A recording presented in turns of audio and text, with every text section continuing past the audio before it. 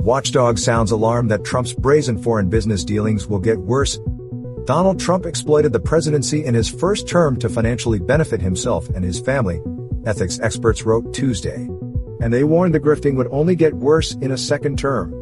The former president raked in up to $160 million from business in foreign nations while in office, according to a recent estimate by the watchdog group Citizens for Responsibility and Ethics in Washington, CREW, that was shared with USA Today. The news outlet reported that much of that income came from corrupt and authoritarian governments such as China, Saudi Arabia, and the United Arab Emirates. We have to assume that not only would we see what we saw in the 4 years of his presidency, but that we'd see it a lot more and probably done a lot more brazenly, said Crew President Noah Bookbinder. Trump has been found liable for fraud, sexual abuse and defamation and penalized more than $530 million in damages, which Bookbinder said gives him even more incentive to do business overseas from the Oval Office. He's got a real need for it now, Bookbinder said.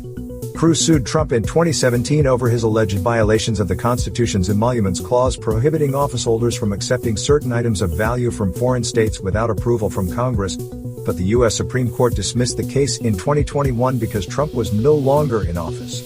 So they said the statute no longer applied to him. Trump campaign spokesman Stephen Cheung told USA Today that Trump divested and worked to be legally compliant during the first term, so it would be safe to assume he will follow all rules and regulations in a potential second term. Also read, How to Survive Supreme Court Stupidity Without Losing Your Mind. The ex-president entered into an ethics pledge that held him to a higher standard and more than what was required, Cheung added. The House Oversight Committee's Democratic minority issued a report in January on Trump's foreign dealings as president titled, White House for Sale, How Princes, Prime Ministers, and Premiers Paid Off President Trump, after committee chairman James Comer KY released the former president's accounting firm its obligation to comply with the panel's subpoena. Despite the Constitution's requirement that a president disclose foreign emoluments and seek Congress's consent to keep them, it took Oversight Committee Democrats years of aggressive litigation against the former president to obtain the subset of documents from Mazars, Donald Trump's accounting firm, the report noted. The committee found $7.8 million in foreign payments, with the largest amount coming from China, with limited data from just 20 countries and 4 of Trump's more than 500 businesses over 2 years. But Comer dismissed the findings even as he sought to impeach President Joe Biden over his family's foreign dealings. Former President Trump has legitimate businesses, but the Bidens do not, Comer said in a statement responding to that report. Richard Painter, the White House ethics lawyer under George W. Bush, warned from the outset of Trump's presidency that his dealings with foreign governments should be prohibited by the Constitution, and he said that danger has only grown larger since he left office.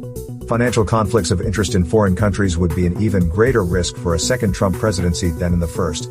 This is because Trump is deeply indebted with his civil fraud judgments and mounting legal bills in his criminal cases, Painter said. Trump Organization financial dealings in foreign countries are as wide-reaching as they ever were, and most of these countries are not democracies. Some are not friendly to the United States,